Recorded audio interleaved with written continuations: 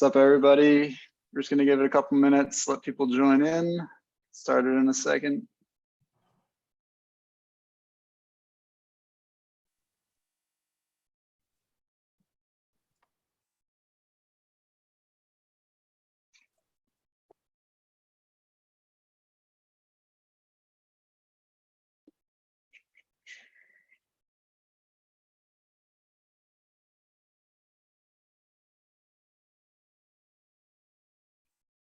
All right, it looks like the number of people joining is slowing down slightly. In like 10 more seconds.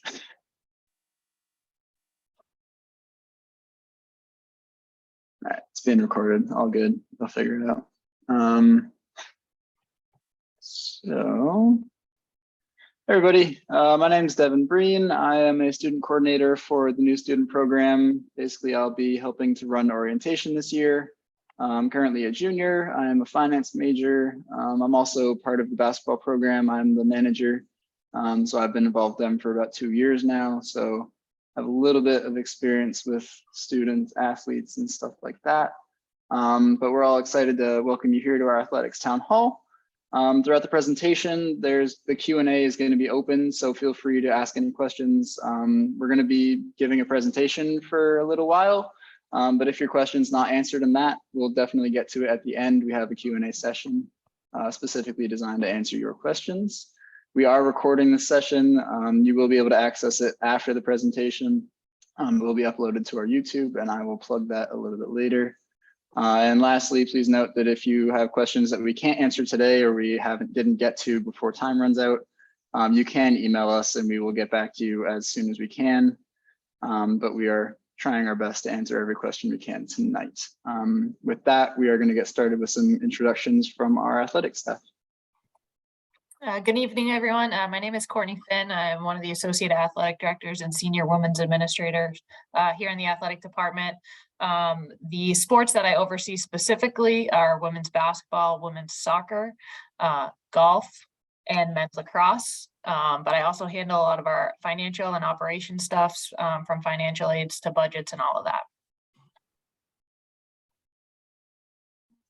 Hi, everyone. My name is Katie Nunes. I'm the Compliance Coordinator and Student Development Coordinator for Athletics. I've been here about 2 years working at Bentley, but I was a student athlete here for 4 years, as well as a graduate assistant.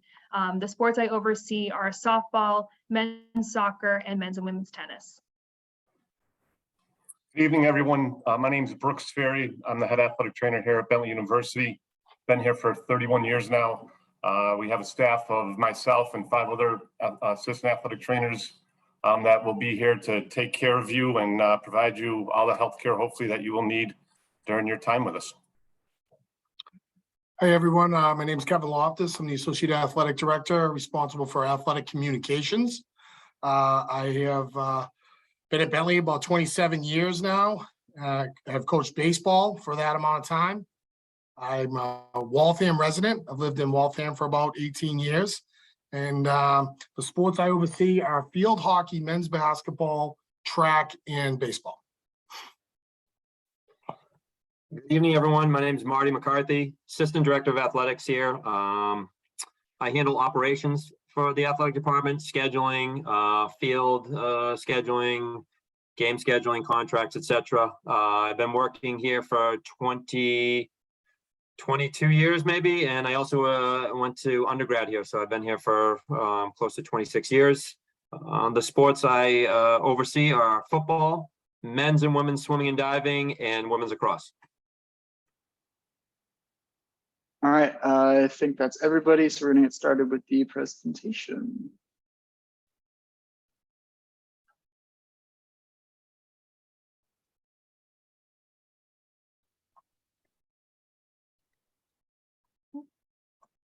Awesome. So I'll kick things off. Devin, if we want to go to the first slide, that would be great. Okay, so we thought it would be a really good idea to just share a little bit of what our student athletes have accomplished this past year, not only on the field, but in the classroom and in the community. So first off, athletically, this past year, we had 6 teams appear in NCAA tournament play. as well as 2 women's divers and 2 women's swimmer and 1 women's swimmer, excuse me. Our men's and women's basketball teams both captured the NE10 conference championship titles. And what's even more amazing is that both of these teams won these titles on the same night, both on our home court. Our men's basketball team went on to win the Division II East Regional Championship title and then traveled to the NCAA Elite 8 tournament in Indianapolis. For women's basketball, they made their 36th regional appearance this past year, which is the most appearances across all of Division II. Our football team returned to the NCAA tournament for the first time since 2004 and strung together a 13-game win streak this past season. Our field hockey program returned to the Division II championships for the first time since 2012. Women's volleyball made their 14th trip to the NCAAs this year for the second time in the last 3 years. And men's golf made their 11th consecutive appearance in the Division II East Atlantic Regional Tournament. Additional athletic triumphs to mention, our softball team broke the school record for the most wins in a season. And lastly, our Division I men's ice hockey program, who had an outstanding season outright, but had 2 unforgettable victories this season, a 2-1 win over Ohio State and a 6-2 win over Boston College. All of us here were in attendance at those games, and really the energy in the hockey arena these nights was just absolutely electric. So I'm really excited for you all to be able to have these experiences in the upcoming year. Outside of our athletic achievements, our student athletes also put the work in the classroom. So for the 5th year in a row, Bentley had the highest academic success rate at 99%, which is across all of Division II institutions. At the conference level, 80% of our 550 student athletes posted a 3.0 GPA or higher and were named to the NE10 academic honor roll. As a whole department, we posted a 3.36 overall GPA for the 21-22 academic year. And lastly, in the community this past year, our department founded the Bentley Black Student Athletes Coalition. This group was founded by Black student athletes for Black student athletes with the mission of elevating the voices of our Black student athletes and recognizing their contributions to the Bentley athletics community and the Bentley community overall.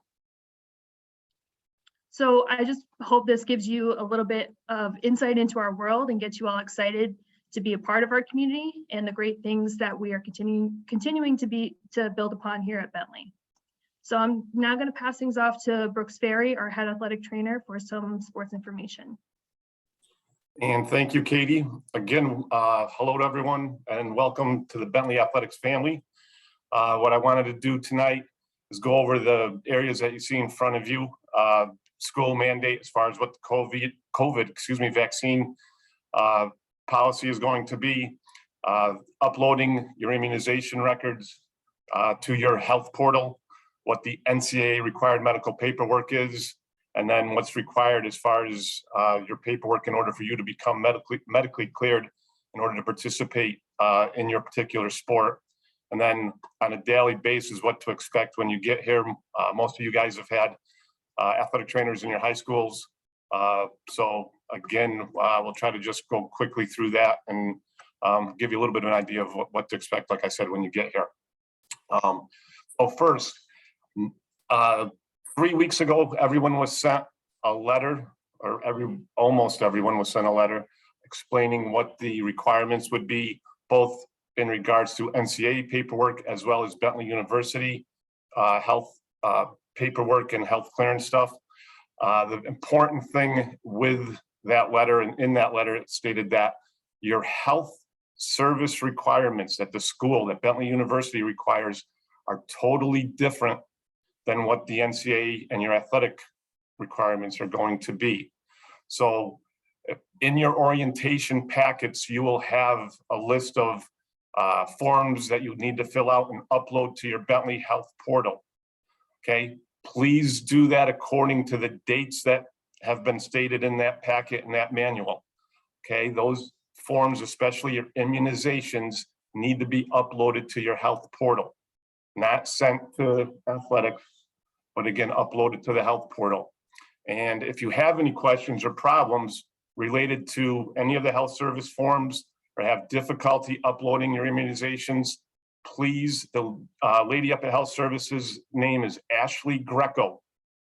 Okay, just send her an email or call health services and ask for Ashley Greco, leave her a message, and she will be able to help you with any problems in regards to any of that stuff. As for the COVID requirements that the school still has in place, you need to be up to date with your COVID vaccination. And this means that you will have to have the single dose Johnson & Johnson vaccine, 2 months post-vaccine, you are considered up to date, or 5 months after receiving your second dose of the Pfizer or Moderna vaccine, you are considered up to date. Okay, and then immediately after receiving a booster dose, you again would be considered up to date on those requirements.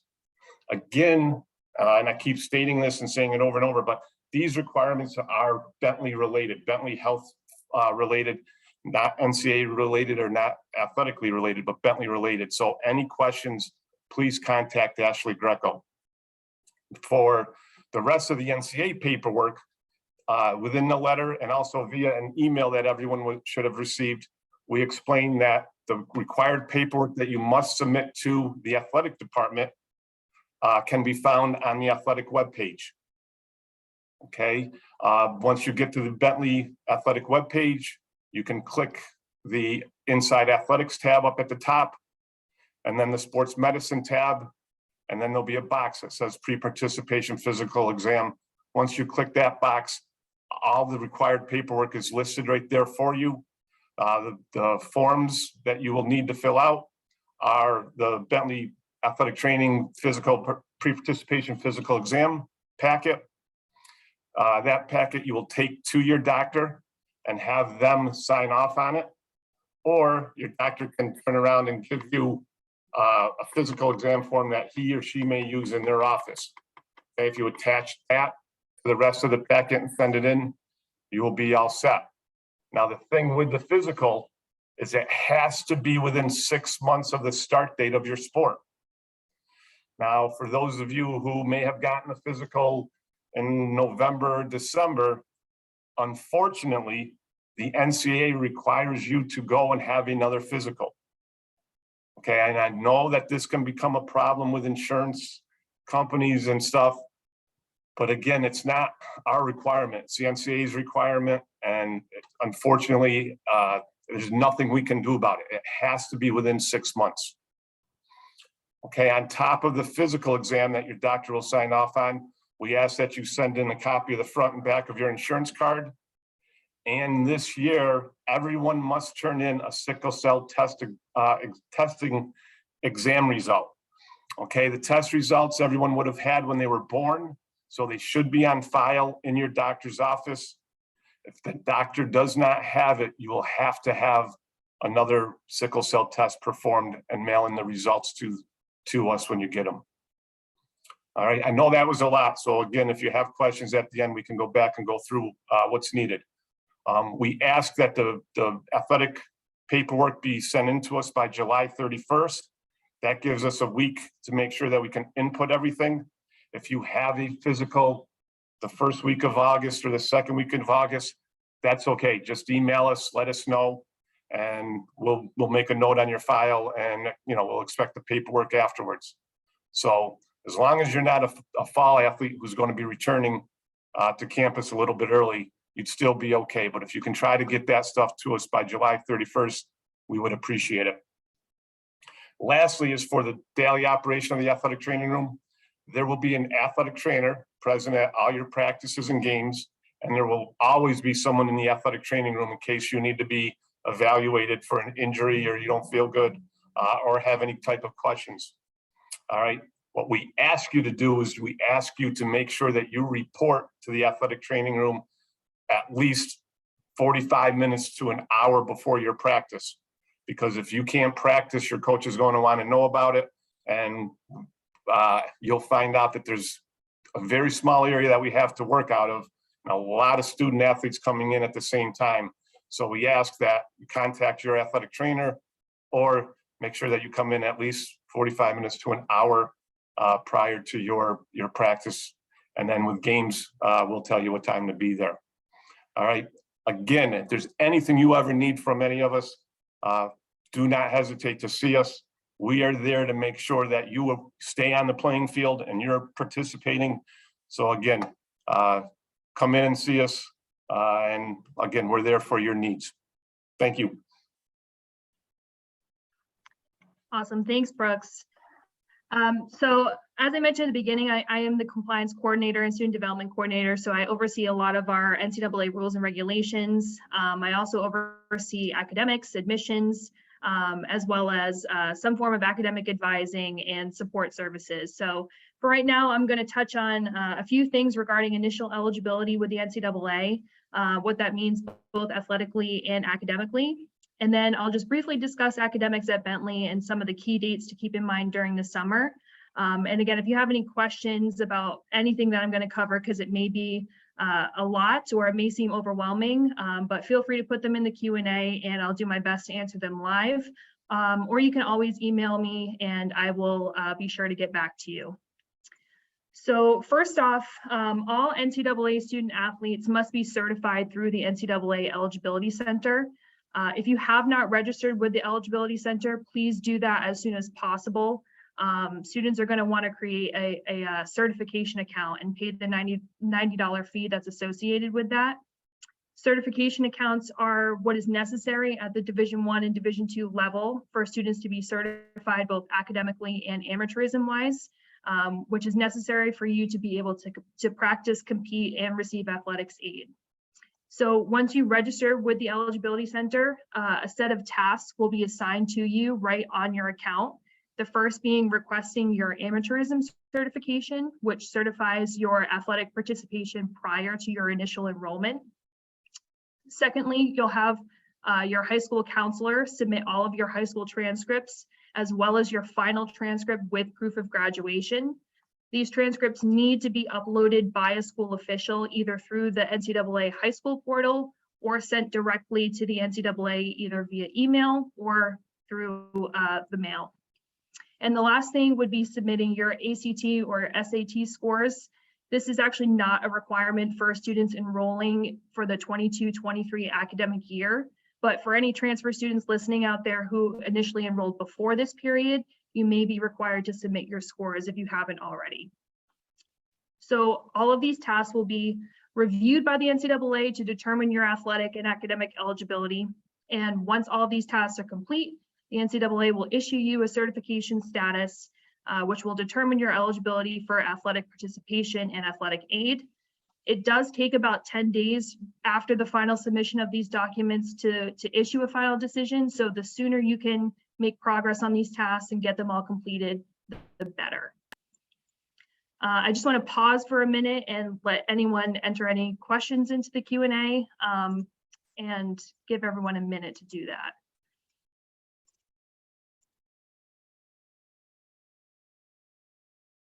Okay, not seeing any pop up. So moving on to maintaining your eligibility once you are enrolled. Thanks, Devin.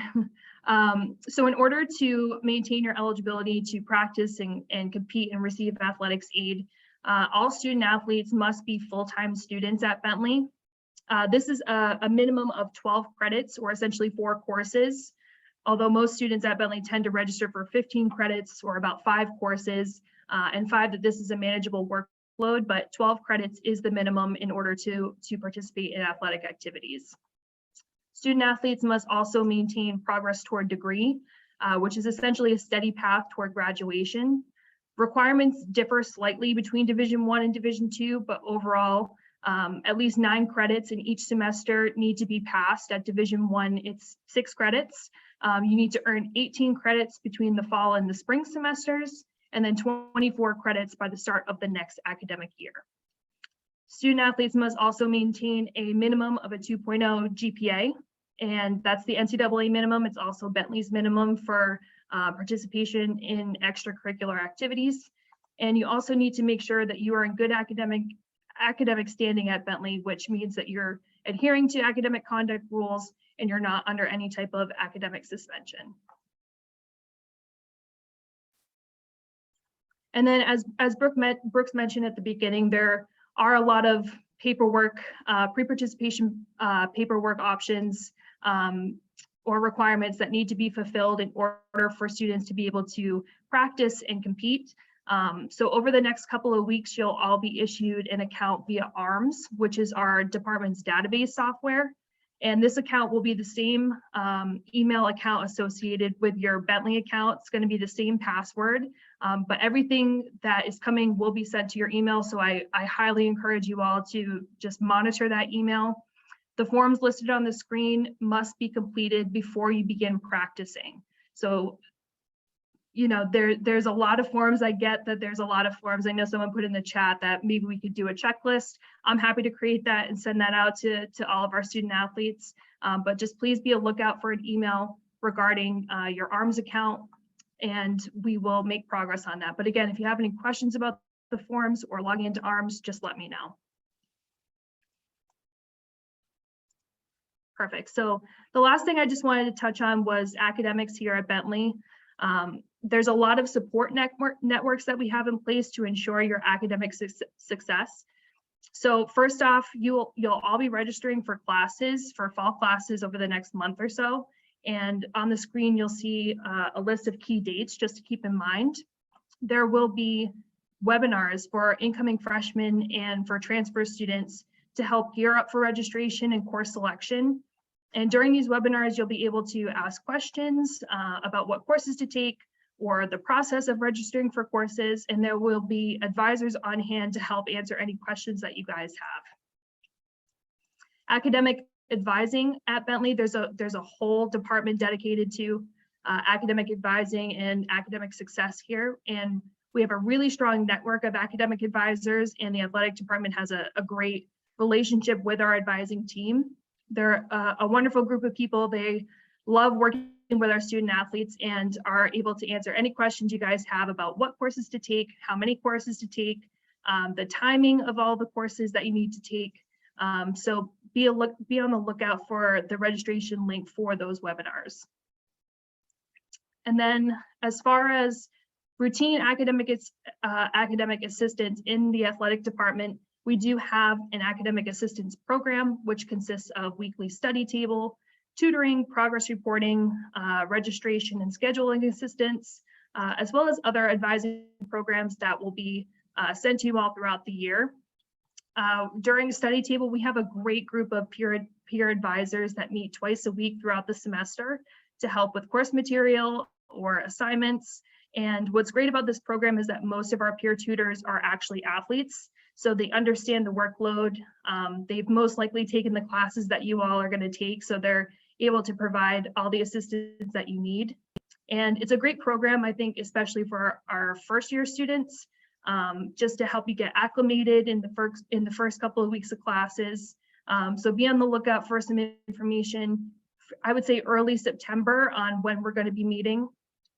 And then outside of the programs and offices mentioned, there are a ton of resources offered on campus. And I really want to encourage you all to take advantage of the help that's being offered to you. The students who really succeed here in their first semesters are those that take advantage of the resources, ask questions. So please don't ever hesitate to reach out for any type of assistance or help. That's what we're here for. And hopefully, if you use those resources, you'll have a successful first semester. So with that, I'm happy to take any remaining questions that we have, or you can obviously contact us through email, but any questions, feel free to put those in the chat right now.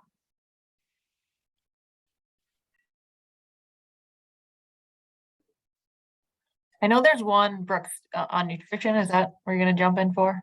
Or do you want me to take that? No, there was, I was going to say, I did see, there were, originally was 3 of them. I tried to go and write the answers to the one question about due dates and stuff like that for the forms. So I tried to write it down so everyone can sort of read the response, and it might be a little bit easier to understand after reading the response because of all the information and dates and stuff that I had said before. As I can answer part of one of the other questions in regards to the nutrition aspects. Right now, the Bentley Athletic Department we're in the process of setting up working with a nutritionist at Sodexo Food Corp, who the school uses for cafeterias and their dining halls and stuff.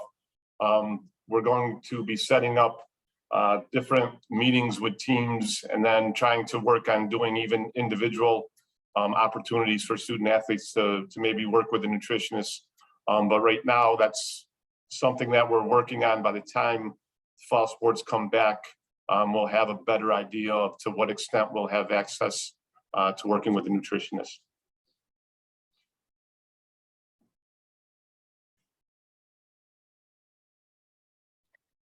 Katie, looks like there is a question in there about grad courses. Do you want to take that? Yeah, I forgot to mention for our grad students, and I probably should have, because we have a higher population of graduate students this year than normal. But for progress toward degree purposes and eligibility purposes, graduate students need to be enrolled in a minimum of 9 credits. So it's different than undergrad, but 9 credits means that you meet full-time requirements. There may be other GPA requirements specifically for our graduate school, but again, as long as you maintain a minimum of a 2.0 GPA, you will be eligible to participate in athletics.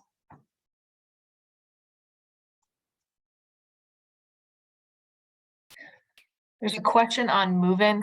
So our fall sport athletes do move in early. We are in the process of fully finalizing the exact details of that, but it is in August and it is before the freshman students move in. So for that, I would encourage you to reach out to your coaches, because all the fall sports are a little different on what that process looks like. So your coaches will be relaying that exact information to you. And again, the rest of the student athletes, freshmen, will be moving in at the normal time. Devin, do you know the move-in date for freshmen off the top of your head? The normal move-in date? Not exactly. I know it's early September, like the first couple days of September. Okay, yeah, I believe it's September 1st is when the Marty, you shaking your head, is that correct? Yeah, I think it's Thursday, September 1st. Awesome.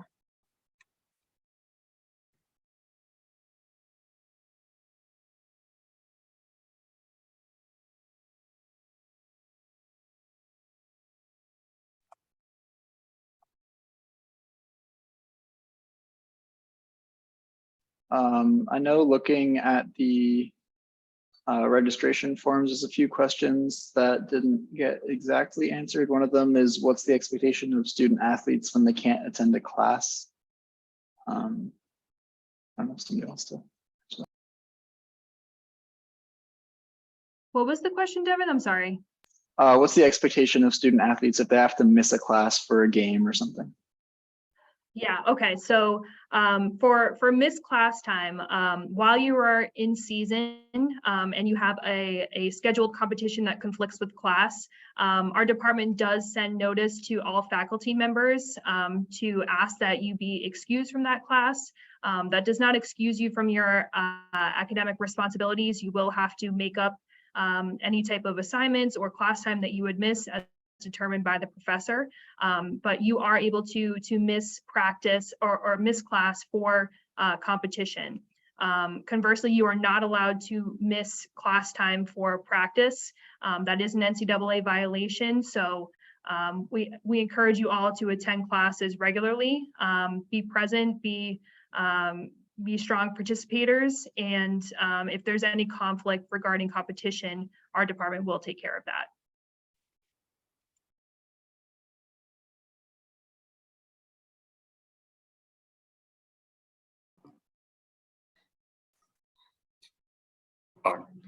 Devin, I can answer the question here. It says, how do you work with athletes with injuries who need PT while at school?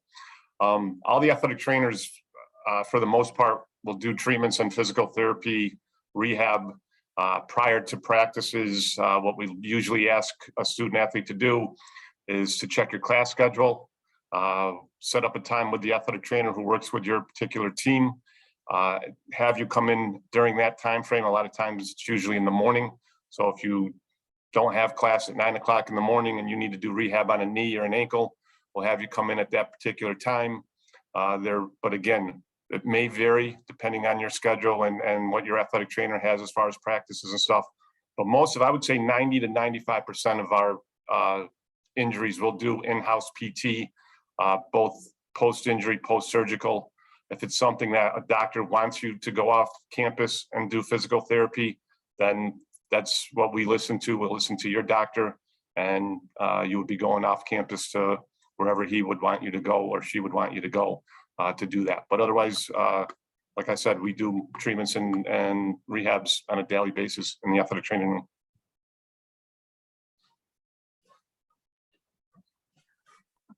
I see you have a couple of questions regarding like course planning and academic advising, how we schedule classes around practice time. So if you haven't already, or if your coach hasn't shared your regular practice times for the fall, I would recommend you just send them an email to confirm what times to try to avoid for practice.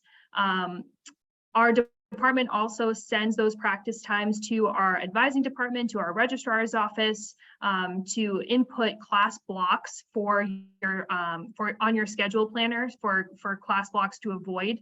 And advisors will be present to help during registration and during those pre-registration webinars. You all have been identified as student athletes, so they have your practice blocks and will be able to help construct a schedule around your regular practice times. So if there's any issues, regarding registration and not being able to find a class around a practice time, send me an email or contact academic advising, and they will be able to help you out. In answer to the question about where do you find orientation booklet, athletic webpage, specific section regarding the medical forms, I believe on the first couple pages of the orientation booklet that Bentley sends you, there is a calendar of dates or important dates to have stuff turned in by. So anything health service needs, that would be listed in the orientation booklet. For athletics, again, if you go to the athletic webpage and click on the Inside Athletics tab, the bottom, once you click on the Inside Athletics tab, at the bottom, there'll be a Sports Medicine tab. Click that tab, and then a bunch of boxes will pop up. Click the box that says pre-participation physical exam. And when you click on that, that'll provide you all the information and the forms that you would have to turn in. And again, we ask that you turn them in by July 31st. You can mail them, you can email them to myself, bferry@bentley.edu, or you can fax them 781-891-2062. But we ask, again, get them in by July 31st if you can, and if not, just let us know and we can note it.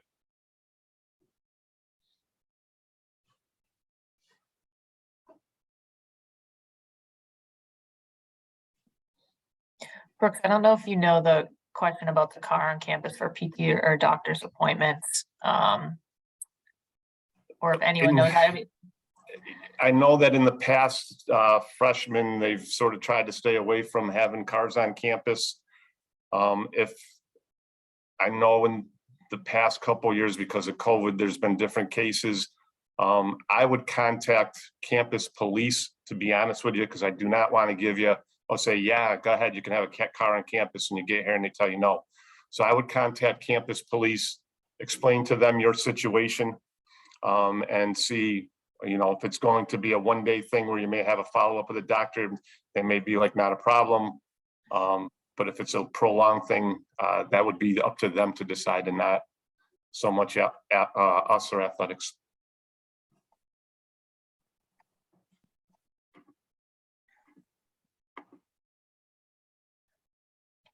Katie, correct me if I'm wrong on this question, but from a compliance standpoint, a varsity athlete could do a club sport. Again, I would probably recommend that conversation be had with your coach to make sure there's no conflicts and that it doesn't interfere with the sport, your varsity sport that you were playing. But from a compliance standpoint, I don't think there's an issue, correct? Correct. There's not an issue from a compliance standpoint, but you know, we have had a few of our varsity athletes also compete in our club sports. They've been in differing you know, semesters. So for example, we had a women's soccer player also play women's club ice hockey. And that's not an issue, but I would just be conscious of your time demands. And again, like Courtney said, just make sure that you clear that with your coach before signing up for any club sport participation.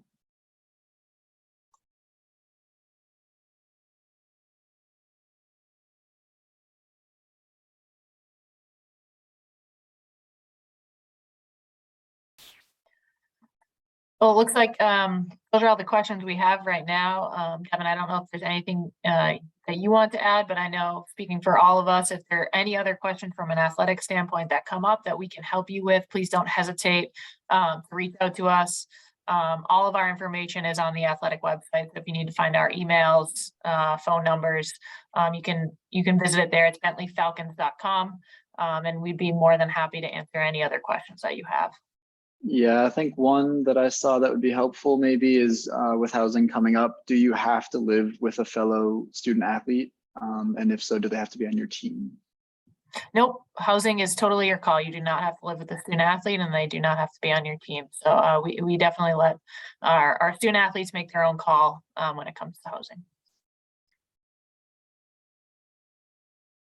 All right, I think most of the other ones got answered in the rest of the recording. If anybody has any questions, I can stay on for a couple more minutes. Otherwise, you guys are free to go. This recording will be posted on the Bentley Orientation YouTube within the next couple days. So if you want to look back and listen to dates or re-listen to how to get to certain places on the webpage, you can definitely do that within the next couple days. And if you have any remaining questions, feel free to either email athletics, email orientation. Any of us are more than happy to help you with any questions you might have. But otherwise, thank you guys for joining. And good luck signing up for classes. It can be a little bit difficult.